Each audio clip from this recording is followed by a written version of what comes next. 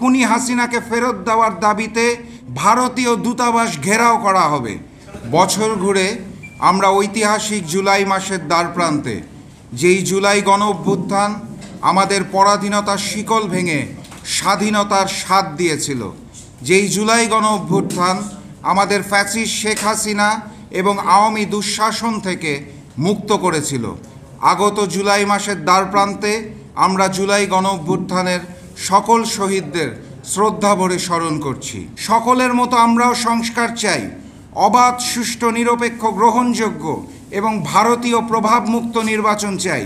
একই সাথে বিচার এবং ভিনদেশি প্রভু অর্থাৎ ভারতের আগ্রাসনের হাত থেকে মুক্তি চাই, নাজাত চাই। আর তাই আমরা স্পষ্ট ভাষায় জাগপার 3টি দাবি উত্থাপন করছি। প্রথম দাবি, গণহত্যাকারী শেখ হাসিনাকে আশ্রয় প্রদান, সীমান্তে হত্যা, ভূমি দখল, অবৈধ পুশিন, পানির ন্যায্য হিস্যা না দেওয়া এবং দেশের আভ্যন্তরীণ বিষয় নির্বাচনে হস্তক্ষেপ সহ সকল বিষয়ে ভারতীয় আগ্রাসনকে রুখে দিতে হবে। আমাদের দ্বিতীয় দাবি, জুলাই, পিলখানা, শাপলা, মোদি বিরোধী আন্দোলন এবং লগি বৈঠা গণহত্যার দায়ে ফ্যাসিস্ট শেখ হাসিনা ও তার দোসরদের বিচার করতে হবে। জাগপার তৃতীয় দাবি, গুম, খুন, হামলা, মামলা, লুটেরা, অর্থ পাচারকারী ও অপরাজনীতির অশুভ শক্তি, সন্ত্রাসী সংগঠন আওয়ামী লীগকে দল হিসেবে বিচার করতে হবে। এই 3টি দাবিকে সামনে রেখে জুলাই গণ অভ্যুত্থান স্মরণে আগামীর বাংলাদেশ গড়ার লক্ষ্যে জাগপার কর্মসূচি ঘোষণা করছি। জুলাই মাসের প্রথম দিন অর্থাৎ 1 তারিখ জুলাই শহীদদের স্মরণে এবং জুলাই মাসের শেষ দিন অর্থাৎ 31 তারিখ জুলাই আহতদের স্মরণে জাগপার দোয়া মাহফিল অনুষ্ঠিত হবে।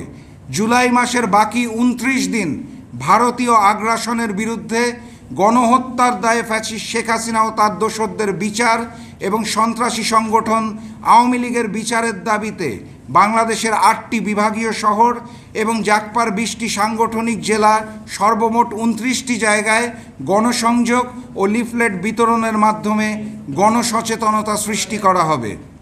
অগাস্ট মাসের 5 তারিখ শেখ হাসিনা ও আওয়ামী দুঃশাসনের হাত থেকে মুক্তি অর্থাৎ বাংলাদেশের নাজাত দিবসে শুকরান নামাজ পড়া হবে।